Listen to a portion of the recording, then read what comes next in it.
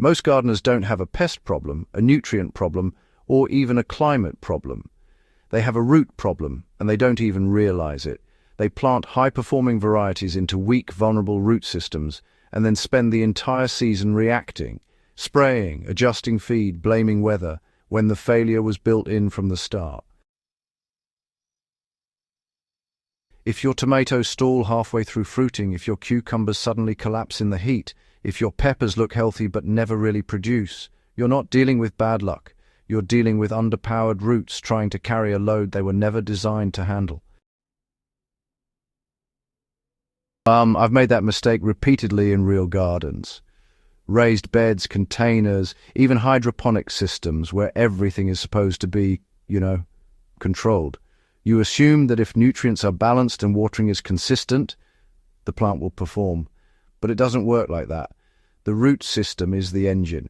If the engine is weak, it doesn't matter how perfect the rest of the setup is. And that's exactly where grafting changes everything. You're no longer limited by the genetics of the fruiting variety's roots. You compare a high-quality, great-tasting scion with a root system that is built for aggression, disease resistance, and environmental tolerance. The first time you see it side by side, it's hard to ignore. Same variety, same soil, same watering schedule. But the grafted plant grows faster, sets more fruit, and keeps going long after the non-grafted plant starts declining. This isn't theory. I've run these comparisons across multiple seasons, especially in raised beds where soil fatigue is real. After 2 or 3 cycles, most beds start showing signs of buildup, pathogens, nematodes, imbalances you can't fully flush out. Grafted plants don't eliminate those issues, but they give you a buffer. They perform through them. That shift toward resilience changes how you think about growing. You stop chasing perfection in the environment and start building strength into the plant itself. And that mindset carries beyond gardening. If you're getting value from this kind of practical, real-world approach, there's something else worth considering. Supporting a dog rescue organization. These groups operate entirely on donations, rescuing animals that have been abandoned, injured, or left to survive on their own. They provide food, treatment, and shelter where there would otherwise be none. If this content resonates with you and you feel that same sense of responsibility toward living systems, consider contributing in any way you can. Even the smallest donation genuinely makes a difference. It helps sustain life where it would otherwise be lost. Now, when you actually start grafting, you quickly realize that success isn't about having a complicated setup. It's about doing a few key things consistently well. Clean cuts, proper alignment, and maintaining the right conditions during healing.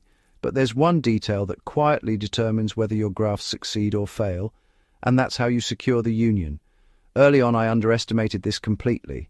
I used whatever was available: plastic strips, clips, even improvised ties. Some worked temporarily, but failure rates were high and inconsistent.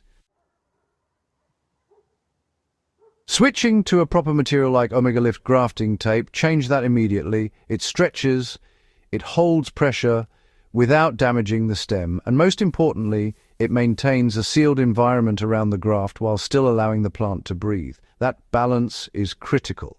Too tight and you damage tissue. Too loose and the cambium layers don't connect properly. This tape hits that balance reliably. I'll link it in the description below. Once you remove that variable, you can focus on the actual biology of what's happening. Grafting works because you're aligning the cambium layers of 2 plants. That thin layer of actively dividing cells is what allows the vascular systems to fuse. When it connects properly, the plant essentially becomes one organism, with the rootstock supplying water, nutrients, and resilience, and the scion producing the fruit you actually want. But here's where most advice gets too simplified. Not all rootstocks are created equal, and choosing the wrong one can actually reduce your results. I've tested high-vigor rootstocks that pushed massive vegetative growth, thick stems, huge leaves, but delayed fruiting. In a commercial setup, That might be acceptable if you're targeting long-term production. In a backyard garden, it can be frustrating. You need to match the rootstock to your goals. For tomatoes, I've had the best results with rootstocks that balance vigor with disease resistance, something that can handle fusarium and nematodes while still supporting steady fruiting. In one of my raised beds that had recurring wilt issues, switching to a resistant rootstock turned a failing system into a productive one within a single season. The scion didn't change. The environment didn't change. The root did. In hydroponic systems, the dynamic is slightly different but just as important. You might think soil-borne diseases aren't a factor there, but root health is still everything. Oxygen levels, nutrient concentration, temperature fluctuations, all of these stress the root system. A strong rootstock handles those fluctuations better. I've run grafted tomatoes in nutrient solutions with EC levels around 2.5 to 3.0, where non-grafted plants started showing stress. The grafted ones kept pushing growth, setting fruit consistently. That doesn't mean you can ignore management. In fact, grafted plants demand more attention in certain areas. Because they grow more aggressively, you need to stay on top of pruning. If you let them run wild, you end up with dense foliage, poor airflow, and increased risk of fungal issues. The advantage of vigor can quickly turn into a liability if you don't control structure. In smaller spaces, like backyard gardens or even container setups, grafting becomes even more valuable. You're working with limited soil volume, which means limited nutrients and water buffering. A stronger root system uses those resources more efficiently. I've seen grafted cucumber plants maintain production in containers where non-grafted plants would stall after a few weeks of heavy fruiting. The difference isn't subtle. It's the difference between a plant that peaks early and declines and one that sustains output. Water management is another area where grafting quietly improves performance. Strong root systems access water more effectively and recover faster from stress. In raised beds exposed to direct sunlight, this becomes obvious during hot afternoons. Non-grafted plants start to wilt even with adequate watering. Grafted plants hold their structure longer. Over time, that translates into less stress, better growth, and higher yields. The healing phase is where most beginners lose grafts, and it's usually because of environmental control. You need high humidity, around 85 to 95%, and stable temperatures, ideally between 24 and 27 degrees Celsius. Light should be minimal at first. Direct light increases transpiration, which the plant can't handle before the vascular connection is fully established. I usually keep grafted plants in a shaded, enclosed space for the first 2 to 3 days, then gradually reintroduce light. You don't need expensive equipment for this. I've used simple plastic containers, propagation trays with covers, even improvised chambers made from household materials.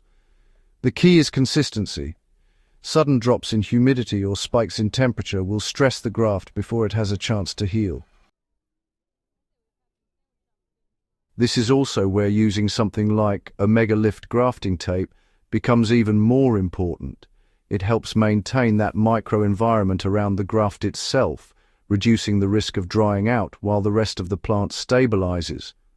It's a small detail, but it directly affects your success rate. Timing your seedlings correctly is another factor that separates successful grafting from frustration.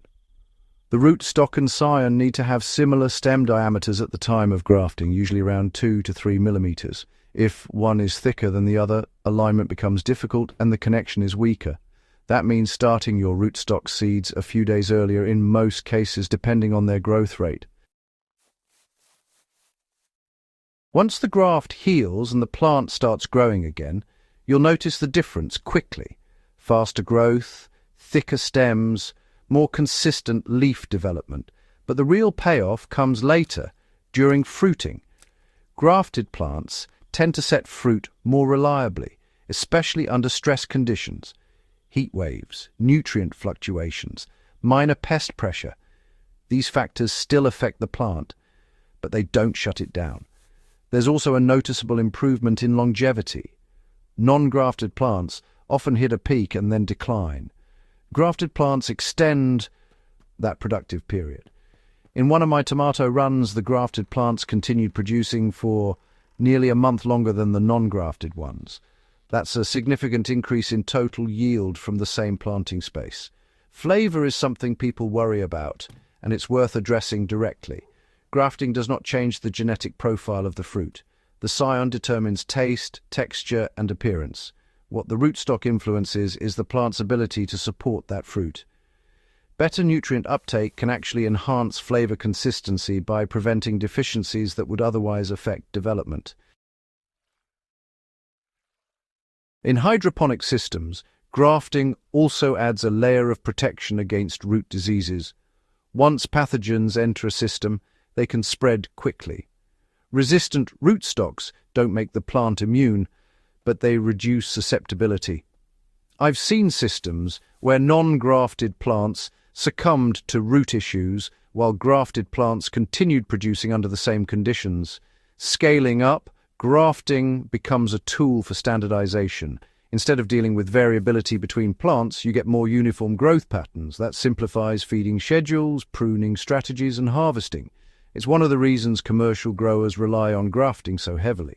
Consistency is efficiency. Of course, there are trade-offs. Grafting takes time and practice. Your first attempts will likely have a higher failure rate. You're essentially doubling your seedling workload, growing both rootstock and scion. There's also an upfront cost, especially with high-quality rootstock seeds. But once you factor in the increased yield and reduced losses, the return becomes clear. I've also experimented with grafting in less traditional setups, like vertical hydroponic towers and high-density planting systems. The results were consistent. Grafted plants handled restricted root zones better, maintained growth under stress, and produced more reliably. That opens up possibilities for maximizing output in limited spaces.